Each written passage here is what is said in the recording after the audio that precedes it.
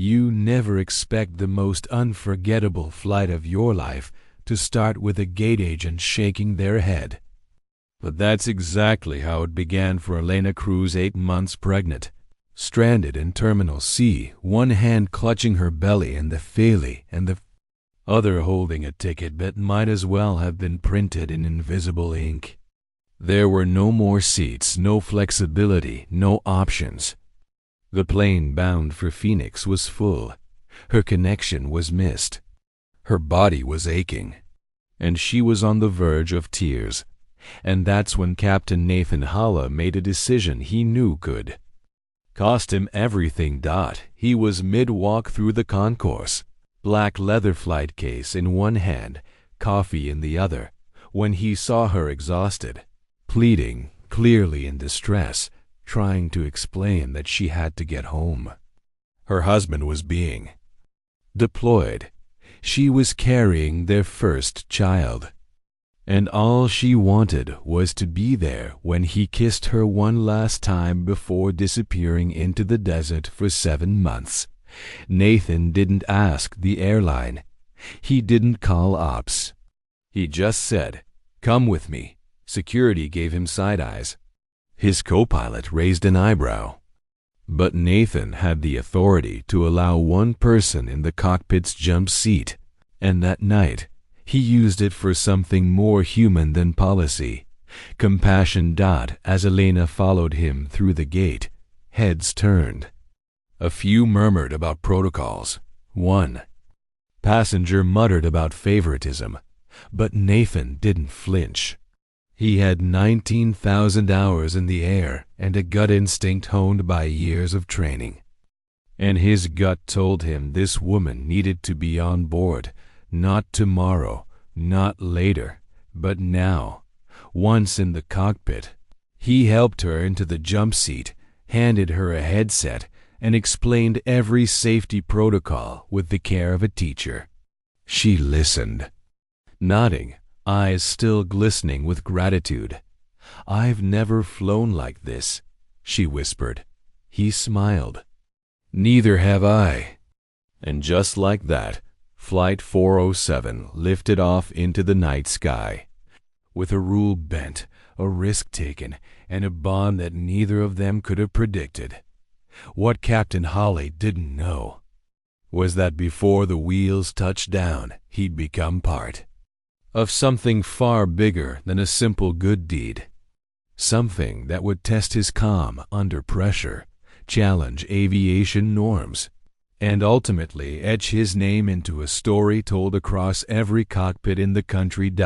Because up there, 35,000 feet above the world, Elena's baby wasn't going to wait.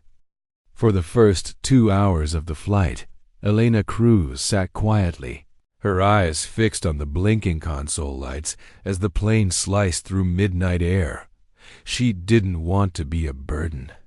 She didn't want to make noise. She didn't want anyone to regret helping her. Captain Nathan Hale, meanwhile, settled into the rhythm of flight. Communication with a TC, adjusting for turbulence, recalibrating for a mild headwind, routine stuff. But every few minutes, he glanced sideways. She hadn't moved. She hadn't spoken.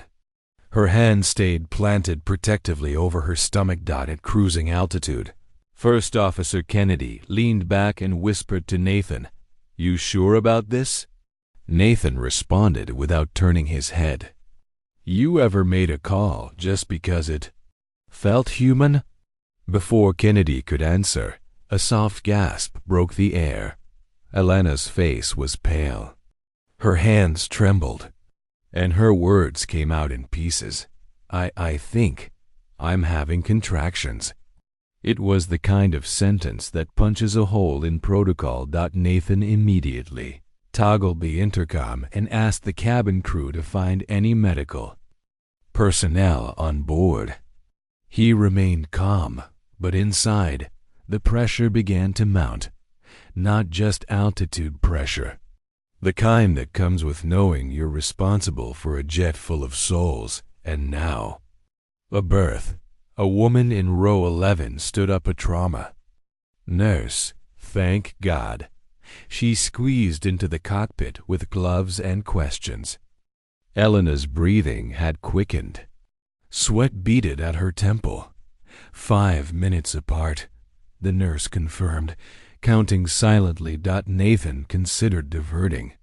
But they were over Utah's open desert nearest alternate, still over 100 miles. Time wasn't on their side. You're telling me this baby is going to be born in my cockpit? He said, half shocked, half gritted. Unless you can land in the next 10 minutes, Captain. The nurse asked. He COULDN single quotes to dot, so he flew. And behind him, 2 women did what they'd never trained for deliver a baby at 35,000 feet using towels, oxygen tubes, and determination. Nathan kept the aircraft steady, voice firm with a TC. We're maintaining course to Phoenix. Medical assistance needed on the ground. The headset buzzed. Roger that, Flight 407, EM standing by. He glanced again. Elena's grip on the nurse's hand was white-knuckled. Her jaw clenched. And then just above the hum of turbines a cry, new, sharp, alive. A baby had just entered the world in the jump seat of a commercial airliner. No one cheered. No one clapped. The moment was too sacred for noise. Nathan blinked hard, the corners of his eyes stinging. And then he said something no checklist ever taught. Welcome aboard, little one. By the time Flight 407 touched down in Phoenix, the tarmac looked like a scene from a movie. Red and blue lights flared along the edge of the runway. Ambulances, airport police, EMTs. Every protocol had been triggered. But none of it felt excessive. Not after what had just happened. As soon as the aircraft came to a full stop at the designated gate, the cockpit door opened to applause. The passengers, only just informed of what had occurred in the front of the plane, were stunned. Some stood in silence. Some whispered prayers. One passenger clapped a hand over his mouth and said, "She really gave birth up there." Elena, still cradling her child, was helped into a wheelchair. The nurse followed closely. As they rolled down the jet bridge, Nathan stayed in the shadows, watching, absorbing, trying to stay invisible. Heroes who do the right thing without asking for attention often find the spotlight. Uncomfortable. But the spotlight had already found him. The EMT who received the baby asked his name. Elena didn't hesitate. His name is Nathan James Cruz. Pause. The pilot's name? The EMT asked, glancing back. Elena nodded. That's right. Nathan remained speechless. For the first time in his career, he didn't know what to say into the flight log. His hands hovered over the keyboard, unsure whether to type incident, miracle, or just life. The next day, Nathan returned to duty. Same gate, new flight plan. His phone buzzed with texts from colleagues. You're a legend. Bro, front page of the aviation board. Wait, was that you? Still, he expected the buzz to fade. Stories like this make headlines, then disappear. Until the sky lit up, somewhere over Arizona, while climbing to cruising altitude on a new route. Nathan's headset cracked with an unfamiliar signal. This is Air Patrol 210 on your right wing. He turned his head and saw them. 2 F-16 fighter jets, sleek and silent, gliding alongside his aircraft. Flight 407. The voice said again, "This is Technical Sergeant Marcus Cruz. I believe you helped my wife and son yesterday." Nathan's breath caught. You saved them, so we figured, it's our turn to fly with you. His first officer stared. The cabin crew crowded around. Passengers pressed to the windows. A military escort for a commercial pilot. For a man who let compassion override protocol. For someone who broke a rule to protect something bigger than the rule itself. As the jets peeled upward in perfect formation, a single tear traced down Nathan's cheek. I was just doing my job, he muttered. And for the first time, even he didn't believe that was all he'd done. Captain Nathan Hale didn't ask for any of it. The letters, the calls, the award nominations. But the day he stepped off Flight 407 for what he thought would be just another turnaround, he was greeted by two sharply dressed airline executives and a lieutenant from Luke Air Force Base. They didn't speak right away. They just handed him an envelope. Inside, a formal invitation to the base, not as a pilot, not as a guest, but as a guest of honor. Nathan was stunned. I'm just a commercial pilot, he told them, but the lieutenant replied with a quiet conviction. And on that flight, you were family to one of ours. Days later, he drove through the gated entrance to the base clean-shaven, pressed shirt, confused heart pounding louder than the guard's salute. Rows of soldiers stood at attention. A banner fluttered overhead. Service is not always worn. Sometimes it's lived. Elena stood at the front, holding her newborn son, flanked by her husband, Sergeant Marcus Cruz, the F-16 pilot who'd made the radio call midder. When Nathan stepped out of his car, applause erupted, not the kind you hear at award shows, but the kind that comes from a place deeper than celebration, a place of reverence. The base commander approached and offered something that silenced the crowd. An American flag folded into a triangle, the same kind presented at military funerals. But today, given in life, this is not for bravery under fire, the commander said. It's for a man who protected something sacred. When no one would have blamed him for walking away, Nathan's eyes glistened. He shook his head. I just gave her a seat. The commander smiled, and in doing so, you gave her a chance.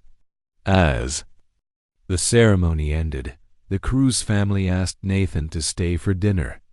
He met squadron members, base nurses, and mechanics who helped keep jets flying.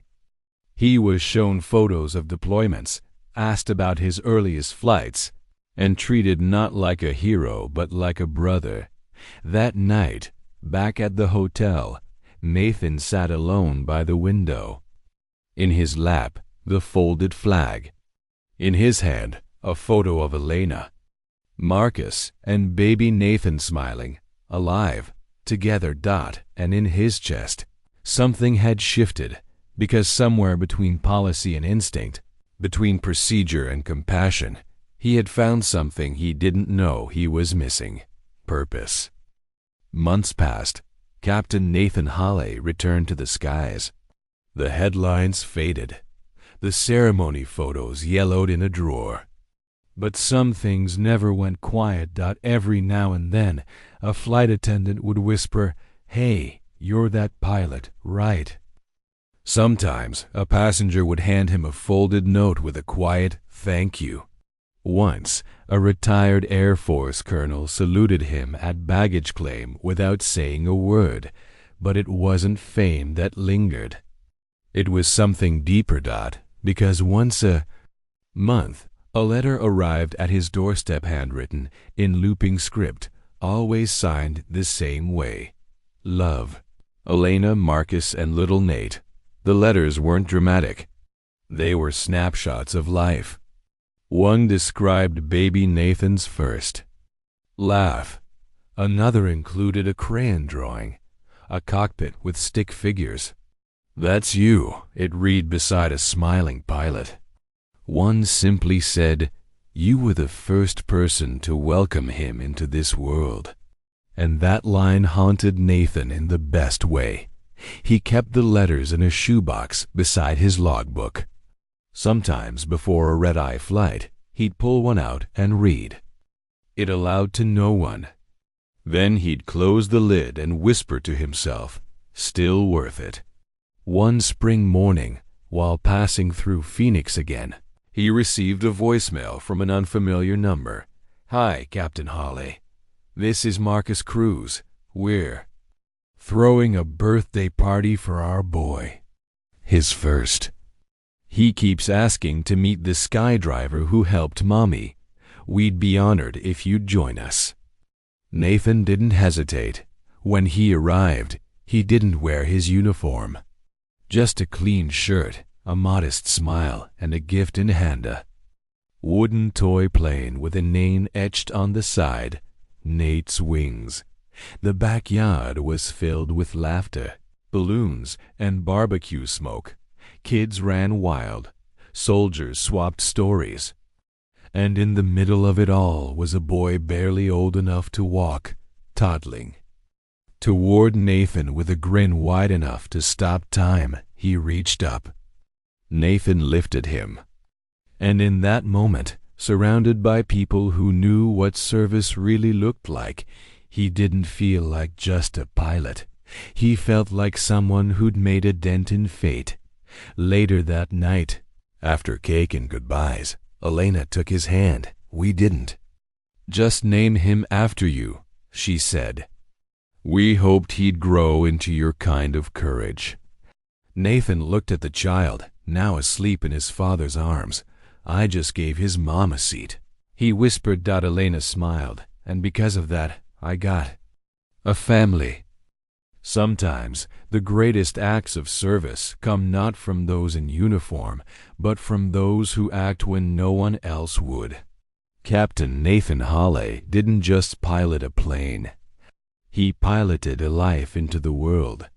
And in doing so, he reminded us that compassion can be the most powerful form of leadership, especially when it flies in the face of the expected.